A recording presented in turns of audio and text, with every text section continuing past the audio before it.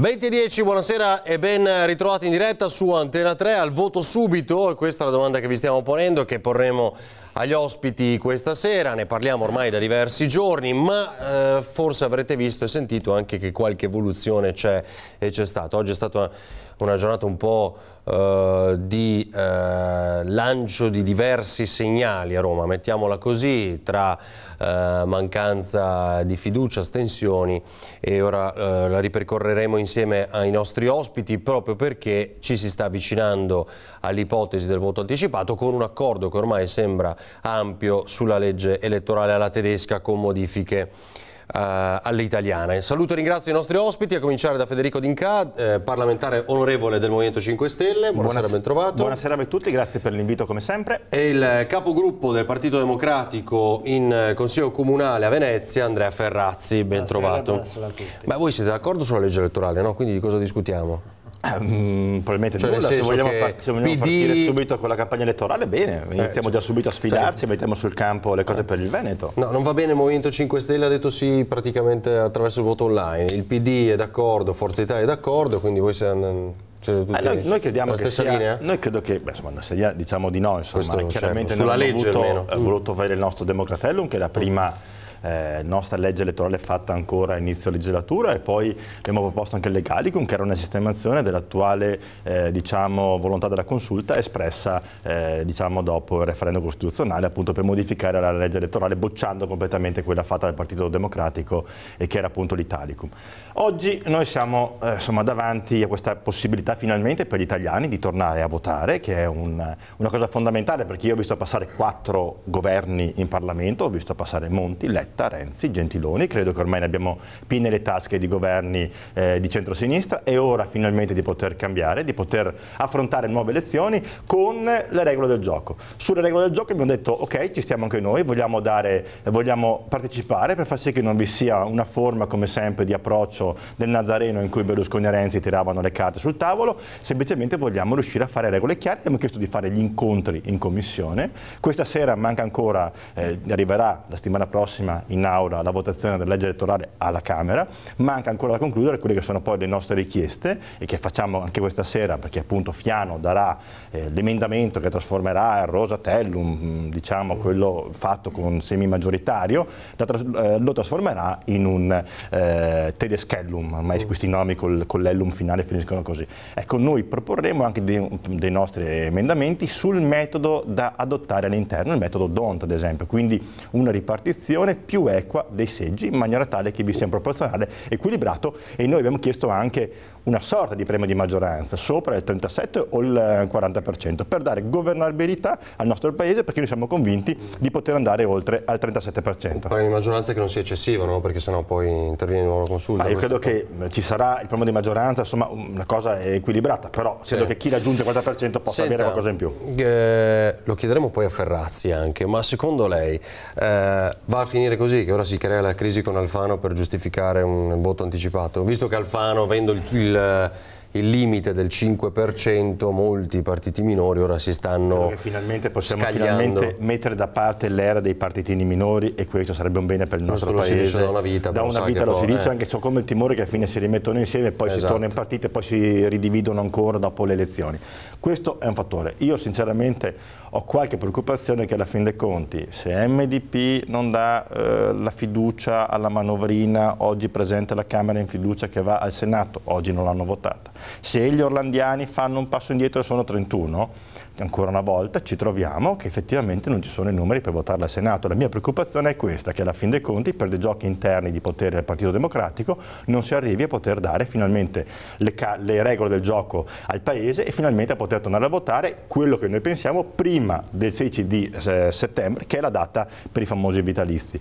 Se votare prima del 16 settembre, così riusciamo a poter togliere di mezzo questo enorme privilegio. Sta per nascere una crisi di governo? Diciamo che si stanno creando le condizioni per anticipare il voto in autunno. Il Partito Democratico è stato sempre dell'idea di andare al voto, andare a vedere la volontà degli elettori, e quindi su questa posizione c'è convergenza, diciamo. Certamente c'è anche il tema che oggi poi è emerso in maniera molto più secca, più netta a Roma, di forze che chiamano anche a una certa responsabilità soprattutto relativamente, diciamo, agli aspetti economici, finanziari, la finanziaria che aveva fatta, eccetera, però il Partito Democratico è assolutamente pronto, perché anzi ha sostenuto fin da sempre che era il caso ed è ora di andare al voto. E naturalmente ora si valuterà, questo sistema è un sistema elettorale che non è quello che noi volevamo. Il sistema elettorale in corso è un sistema proporzionale. Renzi voleva il maggioritario, l'ho detto certamente, più volte, no? È il modello dei sindaci, è il modello che ha permesso ai comuni con la legge del 93 di avere la migliore legge d'Italia. Una legge chiara in cui tu sapevi la sera chi aveva vinto e governavano per 5 anni, dopodiché alla fine del mandato hanno fatto bene, promossi, ha fatto male, bocciati. Secondo lei con questo Tedeschellum, come viene definito adesso, non si sa la sera, non c'è una certezza, non c'è una governabilità? Questo, diciamo che si è costretti, per il bene dell'Italia si deve fare una nuova legge elettorale, e la nostra legge elettorale era un maggioritario, in Francia stiamo molti osannando Macron, noi sicuramente, ha vinto col 24%. Il doppio turno gli ha consentito di vincere e di governare il paese, ed era più o meno il sistema che avevamo in mente. Un sistema chiaro in cui i cittadini decidono, non che danno poi ancora ai parlamentari o alle segreterie dei partiti nelle alchimie romane la possibilità di decidere sindaci, questo, diciamo, cadere, eccetera, eccetera. Chiaro. È quello che succedeva ai sindaci prima della legge del 93.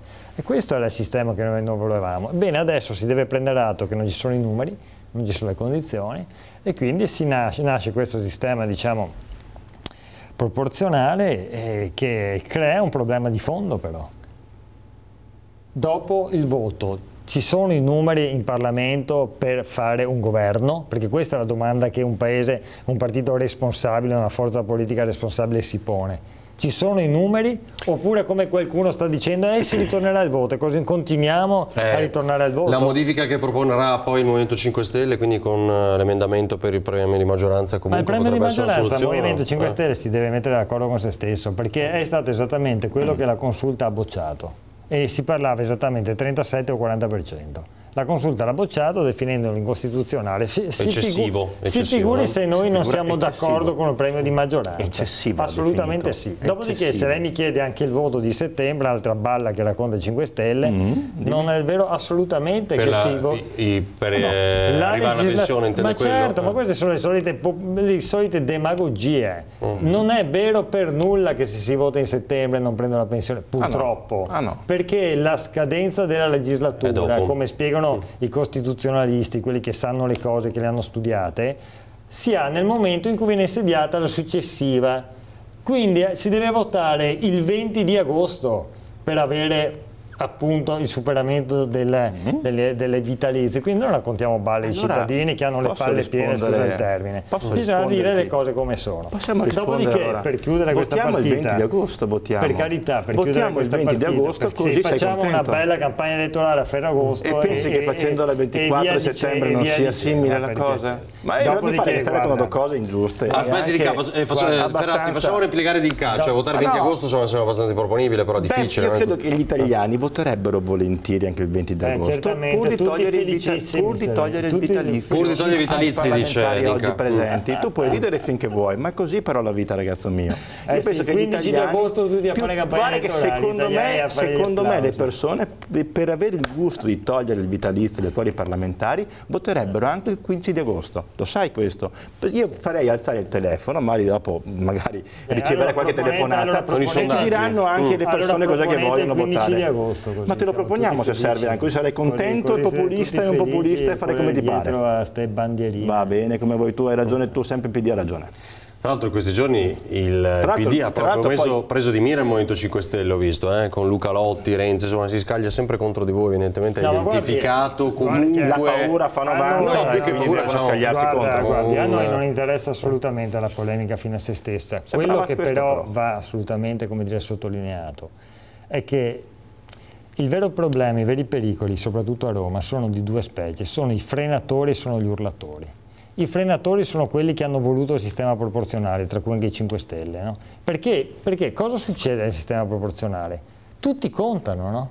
E tutti possono contare appunto nel potere di interdizione, bloccare tutto, e quindi tutti si sono rassicurati. Geniale questa cosa. Parallelamente a questo ci sono gli urlatori, i populisti che invece di trovare la soluzione ai problemi li cavalcano i problemi e cercano di trasformare, diciamo, i problemi che crescono in, se permette un attimo magari, e cercano appunto di sollevare e agitare i problemi, di trasformare in piccole vantaggi elettoralistici i problemi stessi. Per fortuna il segno in Europa sta cambiando, bisogna far sì che anche su questo succeda in Italia. Allora, aspetti, non Ferrazzi, solo Macron. dica. 945 parlamentari, oltre 400 del Partito Democratico, e ci vengono a dire a noi che siamo noi che vogliamo il proporzionale. Il proporzionale lo vuole innanzitutto il Partito Democratico.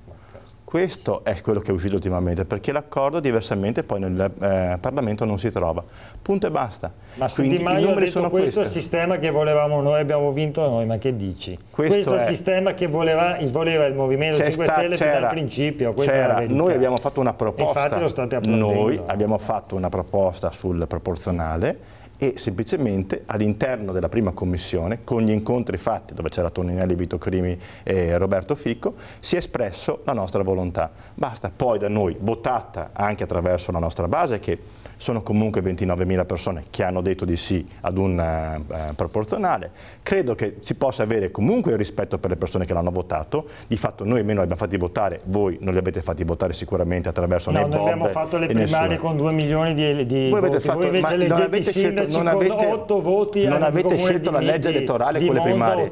Non avete scelto la legge elettorale durante le primarie. È inutile che racconti le bugie. Non parlate di primarie a noi. No, non avete. Io ti do bravissimi a portare 2 milioni di persone. Io sono il primo a ammettere che bravissimi a portare 2 milioni di persone, ma non avete scelto la legge elettorale durante le primarie. Non avete fatto quello. Avete scelto il segretario. Noi invece abbiamo scelto con 29.000 persone. Abbiamo scelto con 29.000 persone. Abbiamo scelto un proporzionale. Un imprenditore. Il partito è un partito democratico. Non c'è nessun proprietario, nessuno ci comanda in Parlamento. Facciamo le nostre scelte, non c'è nessuna linea. Tranquillo. Stai tranquillo, stai pure sereno, come dice candidati come a Genova, sì. Eletti con le primarie, le cosiddette di fatto, primarie. quello che volevo capire, allora certo che c'è una soglia del 5%, almeno sia nello stato attuale, può salire all'8% almeno, che visto che il discorso facevate prima, una delle proposte credo anche dello stesso Berlusconi, che poi a quanto si è inteso è stato un po' il primo a lanciare di nuovo questo tipo di proporzionale. Può salire all'8% lo sbarramento? Siamo d'accordo che bisogna trovare una semplificazione. Allora, siccome non c'è stato modo di trovare la semplificazione sul maggioritario, che sarebbe stato il passaggio importante per il nostro Paese,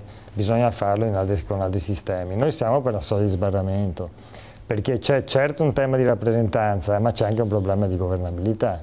E tra l'altro una soglia di sbarramento consente anche ai partiti più piccoli di essere forzati verso aggregazioni, che è un bene per la democrazia. Certo, però... Quindi il 5% va bene, se si potesse salire ancora di più meglio. Ecco, credo ci sia un problema della Corte Costituzionale, anche in questo caso. Un problema di governabilità, di rappresentanza del corpo elettorale. In caso questo d'accordo? Soglia sì, più alta? Siamo d'accordo, ma credo anche io vi sia un problema poi di Corte Costituzionale che andrebbe a bocciare probabilmente l'8%. Il 5% credo che sia già un buon inizio, insomma, ed un passo importante per il Paese per la semplificazione.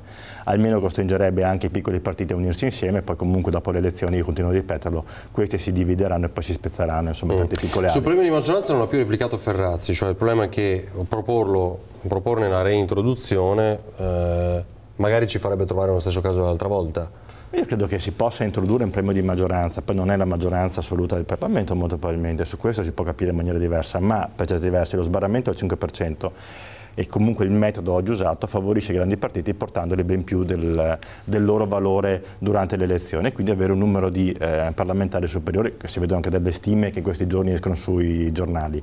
All'8% aumenterebbe ancora molto probabilmente la forza dei partiti più grandi o dei movimenti più grandi. Io ritengo che fatto in una maniera o fatto nell'altra forse diventa molto più caro invece riuscire a fare un premio di maggioranza all'interno. Sono gli emendamenti che noi vogliamo portare e dare la possibilità quindi di poter, se non raggiungere la maggioranza assoluta, ma dare un premio che ti porta ad avere un valore più alto, ma che più o meno è quello che si dice quando si utilizza il 5 e l'8%. Noi siamo d'accordo col premio di maggioranza, ma diretto un premio di maggioranza vero, cioè oltre che se tu superi una soglia hai poi la maggioranza del Parlamento. Quale potrebbe essere questa soglia però? Visto che 36 è troppo alto. Ma c'è un problema della Corte, perché 37 era... il 40 era il minimo, è chiaro che potrebbe essere già 32-34 massimo. No, 32-34 non te lo faranno mai passare. Quindi ti faranno fare un 37 per poter avere un 45-46, capito? E questo è poi il conto che si fa in questi casi qua. 37 perché vede, anche diciamo, la soglia di sbarramento al 5% come succede in Germania. Poi sì, il governo della Merkel, il CDU, è passato dal 41, voto proporzionale, al 49% del Parlamento. Comunque non è la maggioranza, quindi ci sono dei problemi. Però c'è qualcuno in questo paese che si preoccupa del tema della stabilità, della crescita. Cioè, qui siamo nel Veneto, gli imprenditori, mio papà era un piccolo imprenditore. Cioè, se un imprenditore allora non ha la proprietà, il controllo e in continuazione dice domani una tabaccheria cambia, un ristorante cambia in continuazione la proprietà di mese in mese, come fa a decollare? Come va a fare i ricavi? Quindi meglio allo stesso tempo andare a fine legislatura, e creare una legge di stabilità per il prossimo anno che sia ma infatti, guardi, nelle piene forze di questo governo, aspettare allora il voto. Ma questo infatti è un tema, come è stato detto anche in direzione nazionale ieri, sarà Presidente della Repubblica nelle sue prerogative che stabilirà questo. Anche perché sinceramente non è che tra andare al voto ottobre, novembre e febbraio casca il mondo, no?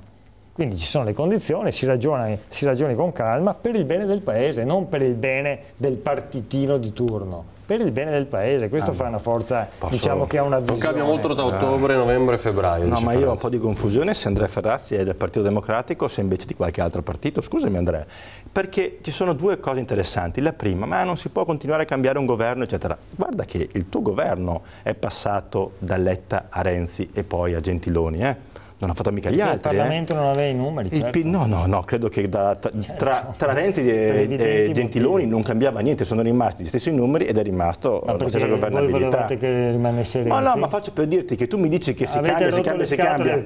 Andrea, fermati Andrea, voi avete fatto tutto il cambio di quel famoso negozio che tu hai detto prima, l'avete fatto voi e questa è una prima cosa.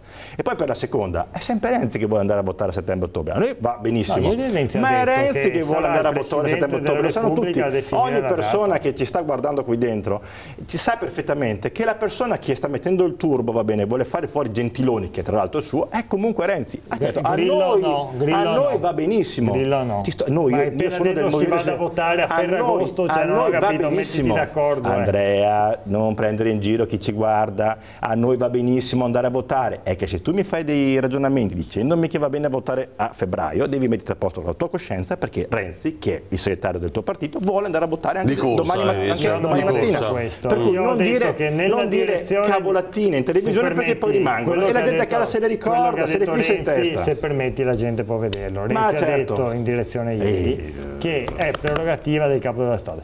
Dopodiché sinceramente sta qua a parlare tra febbraio, che si sente un rumore che fa più fastidio. È fondamentale poi per la legge di stabilità, come dicevamo. Allora facciamo così, ci fermiamo un minuto, poi vi faccio vedere quello che ha detto Zaia sul fronte nazionale, ovviamente nella giornata di ieri, tra voto tipo di legge elettorale e soprattutto ricadute nell'eventuale referendum, o meglio, la ricadute sul referendum per l'autonomia, e capiremo anche quale può essere il ruolo del capo dello Stato in questo momento. Tra poco.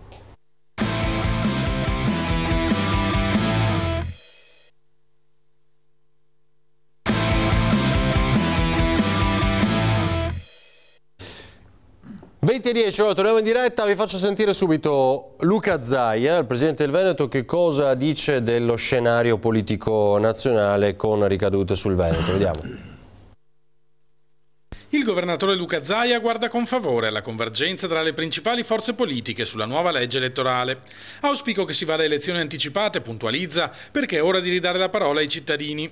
Io voterei anche la prossima settimana, fra qualche giorno, nel senso che stiamo predicando la necessità di avere finalmente un governo che rappresenti, esca dalle urne. Fino ad ora abbiamo Presidente del Consiglio e incarichi dal 12 novembre 2011 che non sono usciti dalle urne. L'ipotesi sembra più plausibile di un voto in autunno riapre la partita dell'Election Day col referendum sull'autonomia del Veneto, già fissato per il 22 ottobre. Sarei un cialtrone, osserva Zaia, se dopo averlo chiesto e supplicato per primo dicessi no a richieste in tal senso. Le soluzioni a questo punto potrebbero essere due: o anticipare il voto politico rispetto al 22 ottobre o fare un Election Day in sovrapposizione al referendum per cercare di depotenziarlo. Ma questo non mi spaventa, perché a noi interessa solo che i veneti possano andare a votare. Positiva è la risposta del governatore anche alle richieste provenienti dal basso di ulteriori consultazioni insieme a quella sull'autonomia del Veneto, a partire dal referendum sulla separazione di Venezia e Mestre e da quello sulla provincia autonoma di Belluno. C'è già una scheda in quell'urna, quel giorno c'è la possibilità di votare per il referendum ufficiale, che è frutto di una sentenza della Corte Costituzionale, è una cosa seria, di livello, ma ben vengano anche consultazioni locali, noi siamo in grado di ospitare chiunque, l'importante è che vengano fatte le procedure che non imponiamo noi ma le impongono la legge. Ecco, dicevamo Ferrazzi, di sicuro Zaia andrebbe a votare in agosto, intanto prima da quello che ascoltavamo. Però quali potrebbero essere le implicazioni per quanto riguarda il referendum sull'autonomia? Noi discutevamo anche chiedendo allo stesso governatore, lui dice che in nessuna maniera può incidere, anzi meglio fare l'election day perché non verrebbe rinviato il referendum sull'autonomia. Lei cosa pensa? Fare quello in autunno, che in ottobre? Noi non siamo assolutamente contrari all'unificazione delle elezioni e del referendum. Stiamo parlando di quello regionale naturalmente adesso. Sottolineiamo anche che in effetti dal punto di vista della sostanza questo referendum è più uno spottone elettorale di Zaia, perché tu vai a chiedere ai cittadini, è un referendum consultivo, quindi senza nessun potere di decisione. Tu vuoi più o meno autonomia? La vuoi di più? Sì, bene, metti un E, cioè che conta zero. Vogliamo ricordare che dal 2001 la riforma della Costituzione al titolo quinto, con la legge 3 dell'ottobre, stabilisce già quello che si chiama, diciamo, un potere di differenziazione, no? Tra regione e regione, una geometria differenziata, in cui le regioni hanno già il potere di andare a Roma e chiedere su determinati temi fondamentali su cosa vogliono accelerare e su cosa vogliono l'autonomia. È mai successo che il Veneto sia andato a Roma per chiedere questo? Non è mai successo. Si poteva fare, che è un po' la tesi che sostenete sempre, si poteva fare. Ma... Secondo, lo Statuto Veneto, chiamiamolo così, no? La Costituzione, lo Statuto Veneto, che è quella che stabiliva appunto i principi e i poteri propri, la Regione Veneto è stata tra le ultimissime regioni d'Italia a farlo. Quindi tante chiacchiere sull'autonomia, ma quando c'era la possibilità, dopodiché, per carità, se si vuole andare a spendere qualche milionata di euro a costo dei cittadini per fare una cosa da spot elettorale, però insomma è chiaro che sarà Zaia a valutare e saranno i cittadini a valutare. Sul tema dell'autonomia noi siamo assolutamente d'accordo. Noi siamo per un sistema federale, ma federale vero, e un sistema federale tra l'altro neanche di neocentralismo regionale, che non è il federalismo, ma di federalismo vero dei comuni, delle municipalità, che quello è il vero federalismo, che è esattamente l'opposto di quello della Lega. Perché la Lega vuole che lo Stato centrale si ridistribuisca in tanti Stati regionali. Il federalismo vero invece è un patto a partire dai luoghi delle comunità, che sono le città, che sono i cittadini nelle città. Dica? Da una parte è giusto dire che se si voleva, attraverso insomma, la riforma del titolo quinto, si poteva avere già un regionalismo differenziato e chiedere quelle materie che oggi diciamo, comunque si possono chiedere anche senza questo referendum. E quindi sì, da questo punto di vista è vero. Dall'altra invece è sbagliatissimo secondo me pensare che sia uno spot elettorale, perché altrimenti lo diventerà. Questo referendum è il referendum dei Veneti, non è il referendum di Luca Zaia o della Lega o di Federico D'Inca o di tutti gli altri, è il referendum dei Veneti e a mio parere devono andare a votare veramente la stragrande maggioranza dei Veneti e avere il coraggio di votare sì. Perché? Perché non è importante molto probabilmente per poter avere le prossime materie, quindi magari avere appunto attraverso il 116, il 117 della nostra Costituzione, ma perché questo Paese ogni 10 anni affronta delle riforme costituzionali. Quando si affrontano delle riforme avere dietro di sé, e non soltanto per sentito dire, ma dietro di sé, quindi i parlamentari veneti, avere dietro di sé 3 milioni di voti favorevoli al referendum per l'autonomia, è una voce importantissima. Vi sono dei costituzionalisti che credono fortemente, molti costituzionalisti, che questo sia un referendum importantissimo come quello per la Lombardia, perché tra 8 anni, 5 anni, in fondo abbiamo avuto nel 2001, nel 2006 le riforme costituzionali e nel 2016, se tu hai dietro di te la forza di milioni di persone che hanno detto di sì, allora ti puoi presentare in Parlamento e non ti possono negare un avvicinamento della nostra autonomia ad un valore diverso al Friuli Venezia Giulia e al Trentino Alto Adige. Pretendendo di utilizzare quegli articoli non si avrebbe avuto lo stesso effetto che si potrebbe avere col peso elettorale. È fondamentale. Però aggiungo anche una cosa in più, Ferrazzi. Non è vero, cioè, voi, una parte forse, io dico sempre, è la Simonetta Rubinato che è a favore di un federalismo diverso alla modalità lenta tedesco. Lei sì, ma non è il Partito Democratico, perché il Partito Democratico nel referendum, quindi con le riforme costituzionali, nel referendum del 4 dicembre, voleva mettere un nuovo centralismo nel nostro Paese. Questa era la volontà di Matteo Renzi, accentrando i poteri all'interno di Palazzo Chigi. E questa cosa è stata bocciata. Perfetto, adesso, visto che hanno bocciato il centralismo di Renzi e del Partito Democratico, si deve andare verso una modalità di federalismo nel nostro Paese. E secondo me la possibilità di poter consultare i veneti, e quindi non diventa uno spot, ma diventa la nostra forza per le prossime riforme costituzionali, di poter avere un'autonomia finalmente simile al Trentino Alto Adige. E se lo dico io che sono bellunese e che mi trovo stretto da 2 regioni ed è insopportabile questa cosa, che vi sono dei privilegi così grandi, credo che tutto il Veneto possa veramente alzare la voce questa volta. Doveva farlo prima, ma io sono d'accordo su questa impostazione. Ricordo anche che il Partito Democratico è in se stesso federalista, lo è anche nell'organizzazione interna. Ma tu è centralista, ma la riforma costituzionale era centralista o no? Ma la riforma costituzionale era centralista sì o no? Perdonami, ma dimmelo. E quindi è proprio strutturalmente federalista il Partito Democratico, è nella sua proprio Costituzione, basta vedere anche insomma le grandi famiglie da cui nasce, no? Qui apriremo dei temi. Insomma, la riforma costituzionale non era centralista. Devi dirlo anche tu questa cosa. Il tema vero sul referendum, io sono d'accordo sull'autonomia, l'ho già detto e sta detto. Si poteva fare prima, ripeto, è un grandissimo spottone Zaia, che se lo sta giocando anche legittimamente insomma, per la sua visibilità politica e la dimostrazione di questo sta nel fatto che in tutti questi anni in cui il centrodestra ha governato questa regione mai è andato a Roma per esercitare quanto previsto dall'articolo 116. No, dice che serve per avere un peso maggiore anche sì, ma allora inizia prima, no, intanto veneti. Inizia magari, poi se vedi che non ti danno ascolto proponi altre strade. Questo Senta, non è mai Ferrazzi, successo. Turno la domanda Comunque iniziale. noi siamo per l'autonomia, su questo non c'è dubbio. È chiaro. Dica invece diceva che il referendum del 4 dicembre era più centralista, questo ma lo sanno chissà. Guarda, per esempio il referendum del 4 dicembre prevedeva proprio per la regione un potere differenziale ancora crescente, che dava un'autonomia vera. Il referendum del 4 dicembre stabiliva per esempio che il Senato, al di là delle chiacchiere anche del 5 Stelle che dicono abolizione dei numeri, c'era un taglio secco di 315 senatori e si trasformava questo in quello che succede in tanti paesi del mondo dal punto di vista istituzionale più avanzati, cioè la rappresentanza delle autonomie locali. Questo era il progetto, il Senato delle autonomie regionali, il Senato dei comuni, il Senato delle regioni. Questo era il progetto, per dire nei fatti e non nelle chiacchiere. Insomma. Turno a quello, e abbiamo finito, un flash davvero, si sacrificherà quindi Alfano diciamo, per arrivare alla crisi di governo? Mi dice che il percorso sembra già iniziato. Guarda, sinceramente non sto neanche, non mi emoziona questo. No, è chiaro che non emoziona, però saranno i passaggi dei prossimi giorni. Non lo so, può darsi, non lo so. Ci hanno governato insieme fino ad oggi. Non lo so, io sono comunque per ribadire che c'è la necessità di uno sbarramento, perché bisogna semplificare il panorama, perché non è possibile avere 10.000 partitini. Domani succede questo?